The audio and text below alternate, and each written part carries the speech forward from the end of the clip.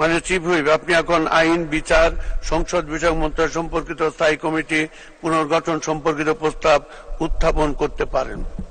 ধন্যবাদ।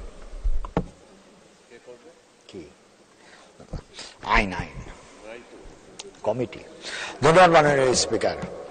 মাননীয় সংসদ নেতা সদর অনুমতিক্রমে তার পক্ষে আমি নুরুল আলম চৌধুরী বাংলাদেশ জাতীয় সংসদের চিফ হুইপ প্রস্তাব করছি যে গণপ্রজাতন্ত্রী বাংলাদেশের সংবিধানের ৭৬ অনুচ্ছেদ অনুযায়ী জাতীয় সংসদের কার্যপ্রণালী বিধির ২৪৬ বিধি অনুসারে ২৪৭ ও ২৪৮ বিধিতে বর্ণিত কমিটি নিয়োগ, কমিটি গঠন ও কমিটির দায়িত্ব পালনের জন্য নিম্নে উল্লেখিত মাননীয় সংসদ সদস্যগণের সমন্বয়ে দ্বাদশ বাংলাদেশ জাতীয় সংসদে আইন, বিচার ও সংসদ মন্ত্রণালয় সম্পর্কিত স্থায়ী কমিটি পুনর্গঠন করা হোক।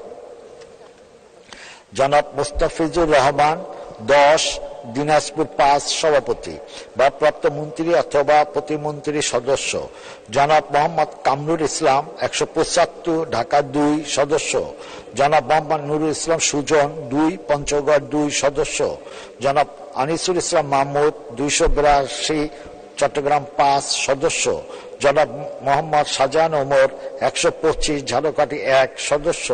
জনাব মহিউদ্দিন শরীফ ২৪০ হবিগঞ্জ ২ সদস্য। জনাব সেলিম মাহমুদ ২৬০ চাঁদপুর ১ সদস্য। সানজিদা খানম ৩৩২ মহিলা আসন ৩২ সদস্য। উর্মি ফারজানা সত্তার ৩২১ মহিলা আসন ২১ সদস্য। ধন্যবাদ মাননীয় স্পিকার। মাননীয় চিফ হুইপ, সংসদের সামনে প্রশ্ন হচ্ছে, মাননীয় সংসদ নেতার অনুমতিক্রমে তার পক্ষে মাননীয় চিফ হুইপের প্রস্তাব মতো এবং তার প্রস্তাবিত সদস্যদের সমন্বয়ে আইন, বিচার ও সংসদ বিষয়ক মন্ত্রণালয় সম্পর্কিত স্থায়ী কমিটি পুনর্গঠন করা হোক। যারা এই প্রস্তাবের পক্ষে আছেন তারা হা বলুন, যারা এই প্রস্তাবের বিপক্ষে আছেন তারা না বলুন। হা জয় যুক্ত হয়েছে, হা জয় যুক্ত হয়েছে, হা জয় যুক্ত হয়েছে। অতএব প্রস্তাবটি সংসদের সর্বসম্মতিক্রমে গৃহীত হল এবং আইন, বিচার, সংসদ বিষয়ক মন্ত্রণালয় সম্পর্কিত স্থায়ী কমিটি পুনর্গঠিত হল।